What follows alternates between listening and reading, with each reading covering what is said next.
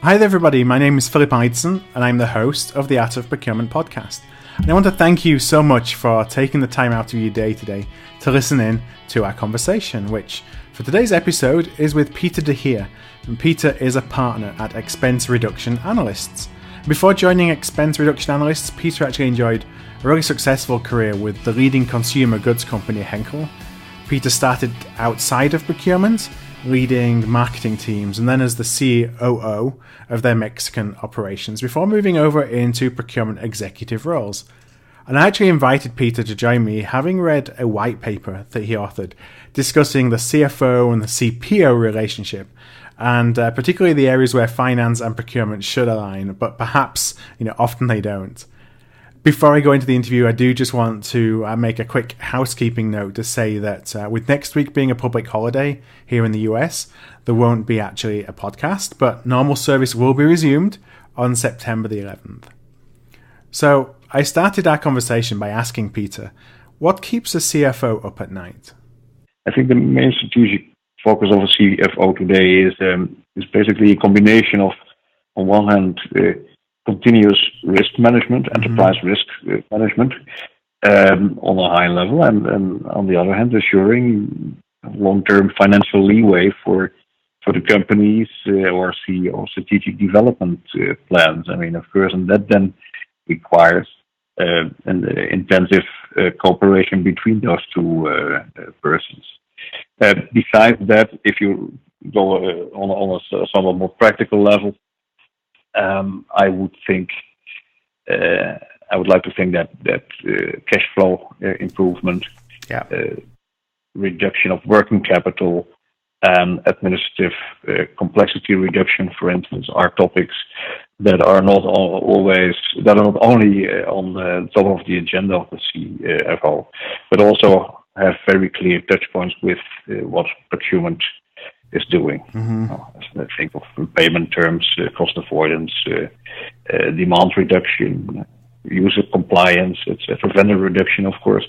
So I think that is, if I talk to CFOs, that is the basket of topics that we often touch upon. Right, and cost savings obviously a part of it, but not everything. You mentioned risk management, financial flexibility. Risk management arguably doesn't really even touch on cost savings. Financial flexibility obviously does in terms of it giving more flexibility, but it can be things through cash flow measures, working capital, as you say, as opposed to just pure expense reduction. But exactly. I think that as a function, we're obviously measured on cost savings, and I talk to a lot of people, and the general wisdom, and I don't disagree with this, is that cost savings aren't going away anytime soon. But do you think that a CFO measures our performance on cost savings because that's how we've conditioned them to think? No, I don't think. Right. I think it's clear that the CPO should be, I think, in my view, a reliable radar with a long-term view on cost development, both upwards in terms of market evolution, but also downwards in terms of ongoing cost management processes. But in order to, and that's basically coming back to your question in the core, to receive appreciation for that, there should exist, or you should build a mature working relationship between the CFO and the CPO. And I think that is not always the case. So as long as there is no trust and a relationship, a working relationship on the long term, I think it's going to be difficult to change that standard view on procurement and the cost focus. So what are the things that you've seen then successful CPOs and procurement leaders do in actually building that trust and building that kind of spirit of partnership with their CFO? Well, clearly in the company we spoke about, there was a pretty sophisticated model for cost evolution prediction and cost saving impact measurement. And I'm talking about actual savings, of course, and not prediction. Apart from that, we had dedicated financial controllers within the procurement department who were making sure that the numbers we were communicating as and forth were consistent. Yeah. And consistent with the taxonomy of finance. And they were also relaying back ongoing cost development forecasts to finance. So reliability is, in this case, I think, the name of the game. And of course, finally, I mean, let's not forget that all that we have said is only possible with a solid IT infrastructure in place, with high quality data and purchasing processes that are not only available but also adhered to in practice, and a strict monitoring, of course, of real spend and unit cost. And that, I guess gives some trust in the numbers themselves. I know one of the problems I would often have is CFOs not necessarily trusting the numbers that procurement would put forward to them. And so it was almost like we could report anything, and we would, within procurement, still be congratulating ourselves on, a great year. We've saved $150 million. And of course, the CFO looks at it and says, well, I didn't really see that. Maybe I saw $20 million. I don't think you've done a great job. There's often that kind of friction or tension between a CPO and a CFO because there wasn't trust in the numbers. Yeah, so consistency is everything in finance, as you know, and I think procurement has therefore to be extremely careful in their planning. But it is not. It's not something that procurement has to do alone. I mean, there's this triangle. Yeah. There's this triangle with budget owners. I mean, I think there will be a sort of top-down financial target setting on an annual or a 5-year cycle that then has to be translated to the departmental cost reduction or cost management targets, where procurement can assist in terms of price down and optimizing the circumstances and the quality and SLAs. But the compliance with agreed targets have to come from the budget owners, from the departmental heads. And I think that working triangle is not in place in all companies that I visit and see. You talked a little bit about trying to build a stronger relationship with the CFO, with finance. When you get the opportunity as a procurement leader to talk to the CFO, hopefully have a regularly scheduled meeting with a CFO, what should be on the agenda? What should we be talking about with finance to make sure that they understand that we know what their challenges are and that we're here to help them achieve their targets? Of course, if there is not a routine dialogue between CPO and CFO, you first have to talk about crucial alignment topics that are essential for building that relationship. And indeed, I can mention a couple of which I think that they're extremely important. Like with every business target setting, the question is who owns the targets. Yeah. We agree on who is responsible for, in this case, the actual cost level result or saving result for my part. Have those accountabilities been clearly defined between ourselves, and ourselves again is not only finance, is not only procurement, but also the departments of the end users. So I think if you haven't clarified those rules and expectations, you're up for other discussions down the line. Then, in terms of target setting, we already touched upon that, Phil. Do the targets fit in the company's financial strategy? Where do the targets come from? Are they consistent with not only with the profitability numbers, but also with cash flow and working capital?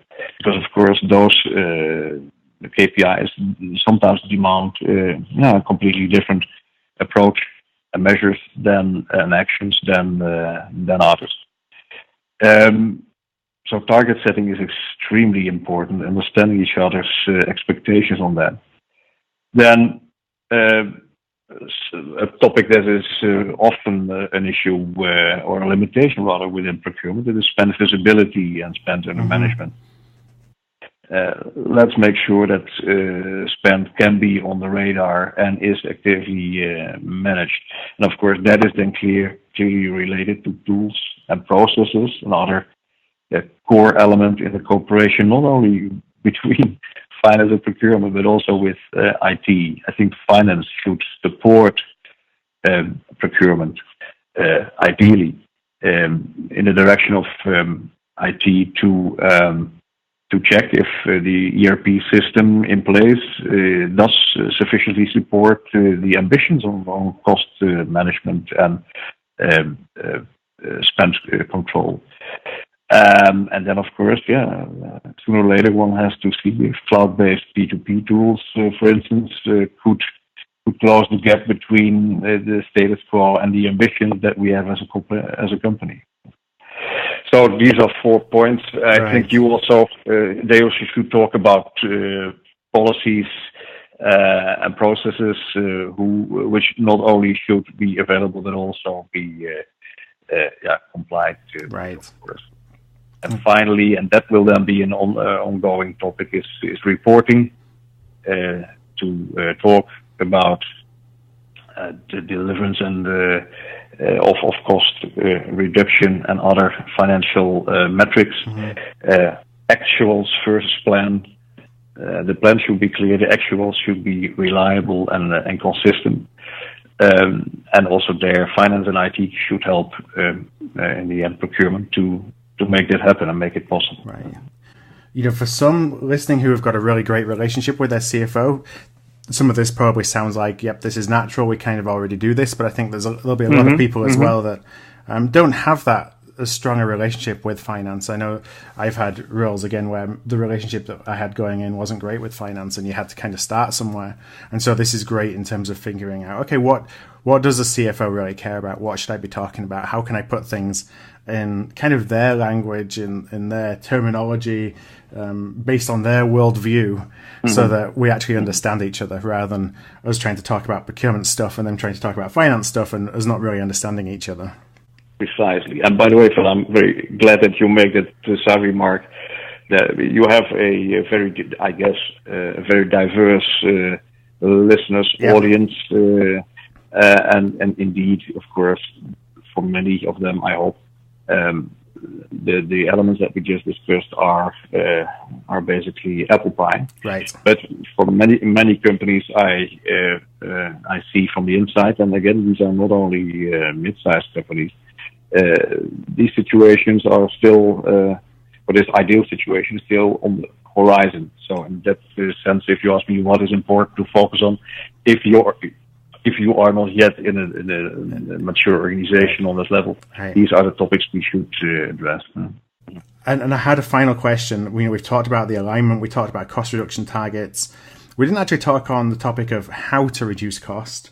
And I know that, again, this is something that a lot of listeners, I'm sure, are well versed in, but it's something that you do on a daily basis, day in, day out for a lot of different diverse clients. My final question was, what's the single most effective tool that you see in kind of your expense reduction toolkit to help people reduce costs? What's your go-to when you brought into a new client? Okay, well, that's the $1 million question, isn't it? Sometimes literally. Yes. We all know that there are no silver bullets in procurement and cost management.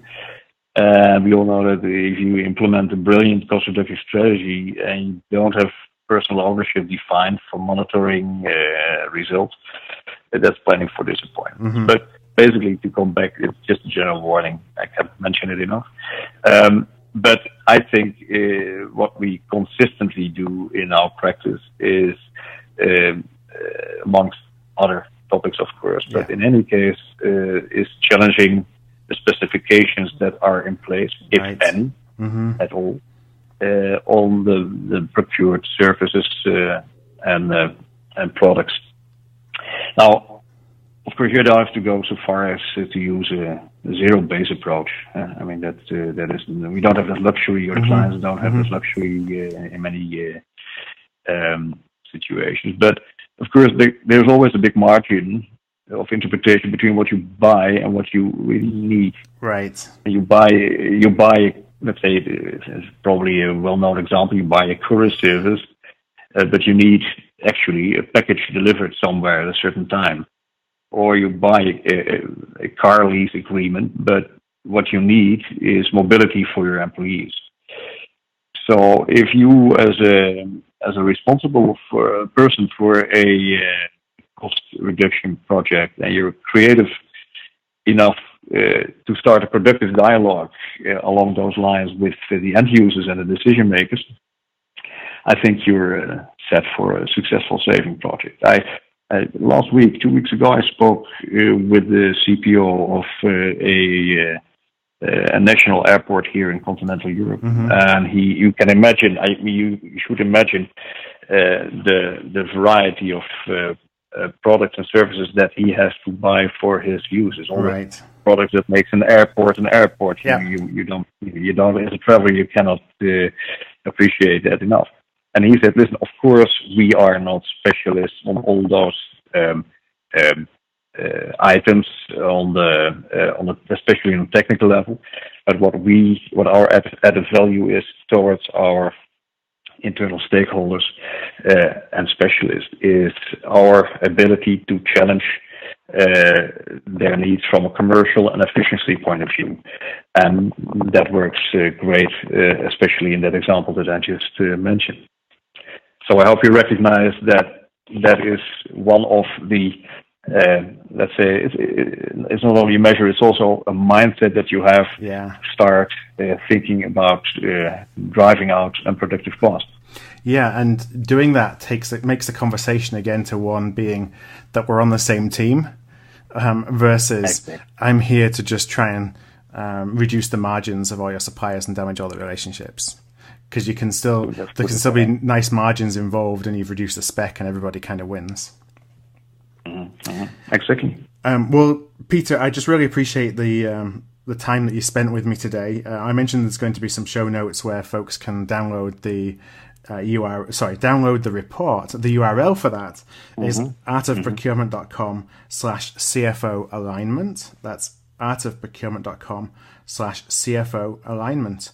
And Peter, just one more time, thank you very much for joining me today. Hi there, it's Phil here again. Just a couple of things before we go for this week. First of all, I experimented today with a shorter, but what I think is a more focused conversation. I'd just really love to hear your feedback on this kind of format. If it works, if it doesn't work, if it's something that I should consider doing a little bit more often. And secondly, a final reminder that there will be no show next week, but we will be back on September the 11th, so I will talk to you again then. Thank you for listening to another episode of The Art of Procurement. To find an archive of all past episodes, you can go to artofprocurement.com/episodes. And to ensure you never miss another show, go to artofprocurement.com/subscribe.